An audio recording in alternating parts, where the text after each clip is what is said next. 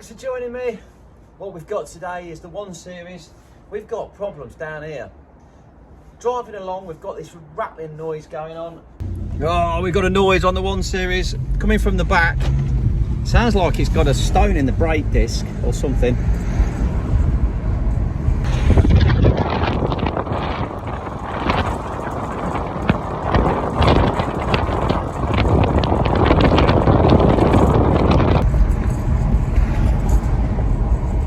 But it's not gone away, it's stayed there, it's been persisting. Thought it might go, drop out or whatever, but it's not. So let's strip it down, see if we can figure out what's going on. We'll get the jack under it. On the jacking point, just under the sill there, nice plastic thing you put it onto, and we'll get it up in the air, let the handbrake off, and then we can see what's going on. Oh dear.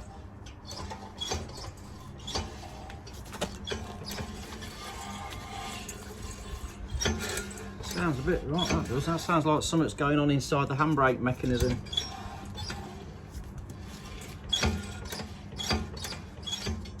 It's not the bearing feels okay.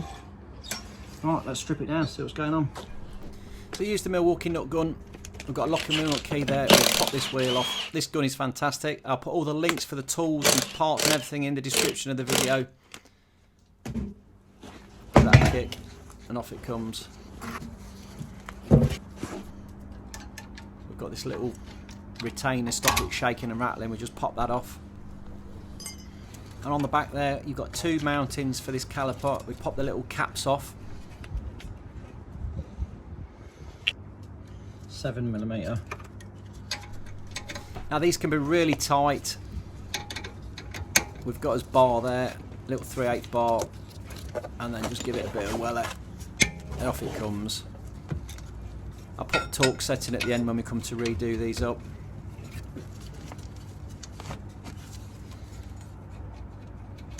Move it down a bit, get a bit more leverage on it. It's really awkward to get this in because that suspension arm does get in the way. If I use this universal joint with the wibbly wobbly on the ratchet, this is the Milwaukee electric ratchet, it's fantastic. We can whiz that out.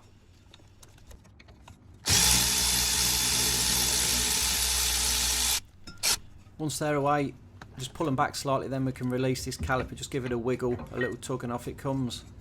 One pad will stay in the caliper, the other one's loose and we can just pop that out. Then we've got these 2 mountings on the back. And then the neighbour wants to know what I'm doing. I think it's the handbrake mechanism, something's up to it.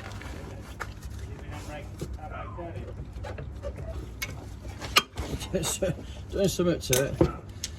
It's had new discs on the back, so whoever they say they changed all the brakes, had all new brakes on it before we bought it.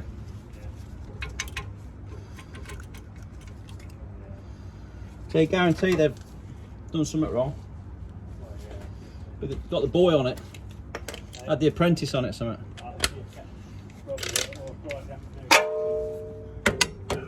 So we can get this M18 impact gun with the big universal joint on there, the 1/2 inch universal, and we can wallop those out. It makes light work of it, this gun, it's amazing.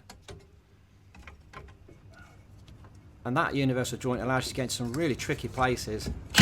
But like I say, this car's had new brakes on it. We've not recently, we've not long bought this one. I've not took these brakes off this before, so we're looking and seeing what they've done. 6mm. This little Allen key bolt here, it goes through the disc, just holds the disc in place when the wheel's not on. Once the wheel's on, it doesn't do a great deal, it just locates everything and holds it all nicely while we're working on it. We can set the handbrake without the disc wobbling about. Now we just need to get that off. It's going to be slightly corroded, might need to give it a little tap. Got the copper hide hammer. Just a few taps. Nice and gently on here, we don't want to damage the disc. Here it comes, look. And we'll give that a wiggle and you can, oh dear, bits are falling out the bottom and all sorts. Oh dear, that's not looking good. Look at that, hanging off. Yeah, there's a spring that's all bent and chewed up. The clips are at it as well. Oh, look at them. So we're going to need to get down BMW and get some new retaining clips and springs for this. So what we've got going on here, we've got the whole assembly for the handbrake shoes, which should be attached to the back plate. The back plate looks like it's corroded, and where that would normally fix through, which has made all this lot become loose, and that's why it's been jingling and jangling. The adjuster at the bottom there is all out of sorts, so we need to have a look at this and see what needs replacing. Right, let's give this a good scrubbing down.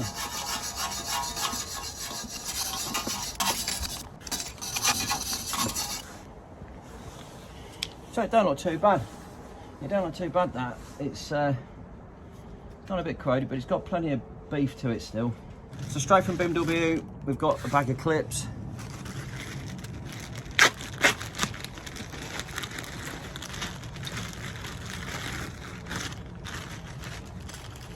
This is for both sides. Looking at that, we've got 2 sets in there, but we only need 1, don't we? A new spring, top and bottom, and a couple of these oddball looking. See, that's what they should look like, is that, and they'll come as one piece, and it's got a little Allen key head on it to attach. So we've got this adjuster, we've got the mechanism,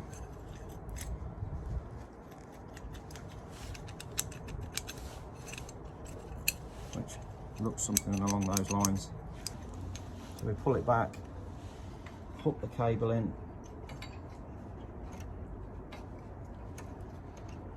and then close it up. Now I tried to put these shoes back on the same way as they came off, thinking that that was correct, that they were on the right way round, and I really struggled. It just wouldn't happen. So I've been checking online, and it looks like when we took this off, the shoes had been put on upside down. We can check this on the BMW workshop manual that I've got from eManual online. Code is in description below. And you can see there that the ones on the car are upside down, so we can put that right now. Let's whiz this off again and swap it over and see if it goes on a bit easy, because obviously I'm struggling at the moment. Maybe that's why it fell to bits in the first place. Maybe we found out why it wasn't right. So what I'm saying is that there, rather than being that way round, I think we need to completely swap these over to being that way round. And on the top of the brake shoe, there's 2 locating like lugs. So we're now in like that. Yeah. And that sits in the lugs. The little adjuster sits within the lugs on the top. Oh yeah, I see why that's going to be better. I can see that straight away. It's an easy mistake to make because they are very similar. There's not a lot to them, and obviously if you've got them on the car, you presume they're in the right way round. But this had got this issue and they weren't. They were back to front. But now we've rectified it and we get them in the right way around. Just locate everything into place. All right, so let's do what we did before and lock this side in. We just pop the Allen key through the wheel stud hole there, and then pop it into the fixing through the brake shoe, through the back plate, and then twist it till it just locks into place. Do the same with the other side. Yeah, that's looking better already. Funny that, isn't it? And we'll get the spring and we'll put it across the bottom. These are a bit fiddly. We'll get it into that one first. Let's just see if that makes any difference to it. Now there is a tool which I'm showing in the bottom corner there, which is one that I need. I've got to add this to my list of tools to get. I've seen it being used and it does make life a lot easier getting these springs on. I'm using long nose pliers and yeah, side cutters to grab it and stuff. I'm really struggling, and I have to say I do need to get this tool. It is doable like I'm doing, it is possible to get it on there, but it's just hard work. Come on, you, let's just get that push with them. If you've got one of them tools, drop me some comments, tell me how good it is or crap, is it worth getting? So as you can see, I'm really struggling here to get this spring all the way through the shoe. I'm pushing on it and it's slipping off. It's just not gone right through yet, it's just stuck on it. Oh, that's tight. Yeah, been a right pain. Can't get them through there, no. I will get it though, I will get it. Perseverance, I'm going to give it a bash. Come on. Come on. Oh. Yeah, you can do it. It's so close. It's so close. Just not quite in. I hate brake shoes. You wouldn't think that would be so stubborn, would you, that last little bit there? You know, you need a bigger hammer. That ain't going to work. Come on, get in there.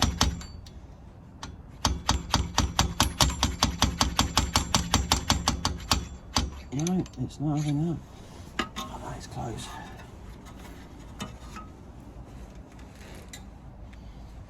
What are you going to use now? Thinking what have I got? Yeah. Come on, get it on there. Oh, the frustration, the frustration. What's holding it? Oh, it's that bit holding it off. Oh, I've got to come down a bit then. Like that.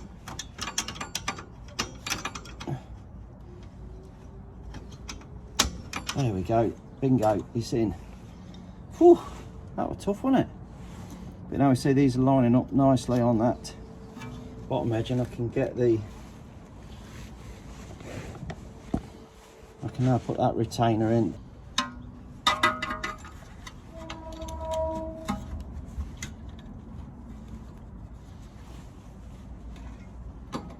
So we're starting flat like that, in, twist and release. Has that got it? That feels pretty secure. I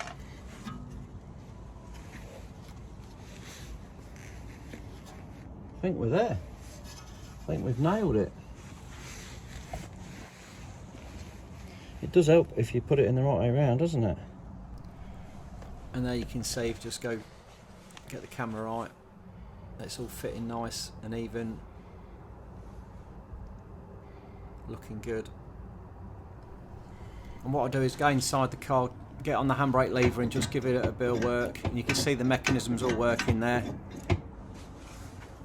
It felt good.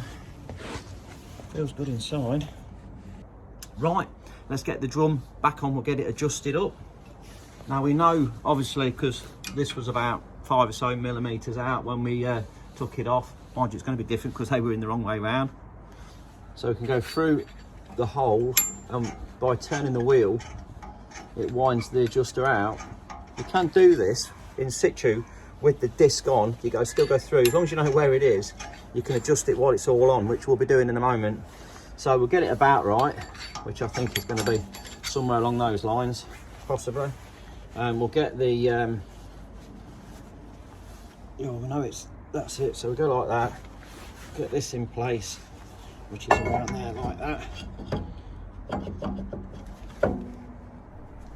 We've got this little locating bolt here to go on. This would be torqued to 16mm if you were interested in that. I'll just do it a nice click click, there you go. Okay, so that's on there. If I look through the hole, I can actually see, the adjuster wheel inside there now. And I can do the same thing again just by turn that wheel until it rubs on this. Don't forget, if you're working under the car, pop an axle stand under it. I'm not getting under it, so I'm not going to bother on this one. I've got my good jack there. We'll feel a bit of friction in a minute. I did record this footage a few years ago, so I do apologise if it's a little bit old and not as good as my usual stuff. But I thought it was worthwhile editing it and putting it out there, because I've not done one of these for, like I say, since then. So a few things have changed. It's getting that.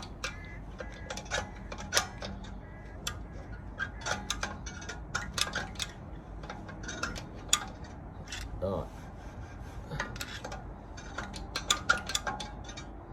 Okay, so that is now getting really stiff, so we're going to back that off until it loosens up. That's 3, 4 little clicks.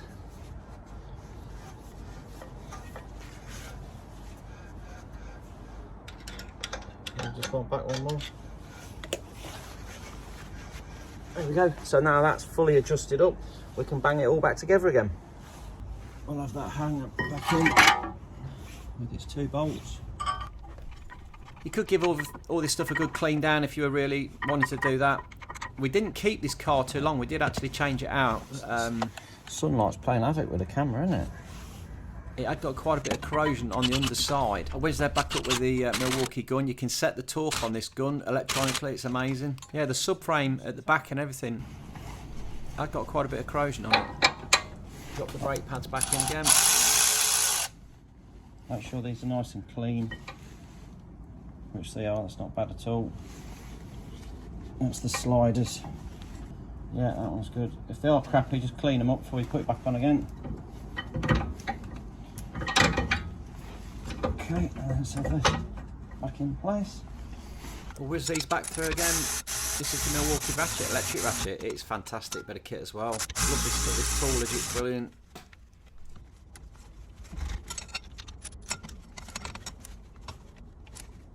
Okay, that's that in there. Have the little caps back on the ends of those. These little plastic cap things again. Here we go. And have the little spring, stop it vibrating. That just goes on, then you push it in, and it just clips into place like that. Give this a quick rub down, get rid of the corrosion there from the wheel. These are aluminium onto steel, and they do tend to get a bit of sticky corrosion around them hubs. We'll rub them down though. This car spent most of its life on a farm, so it was going up down farm tracks, which I think didn't help with the corrosion situation. Nothing had rotted through anything, it just looked really grotty underneath.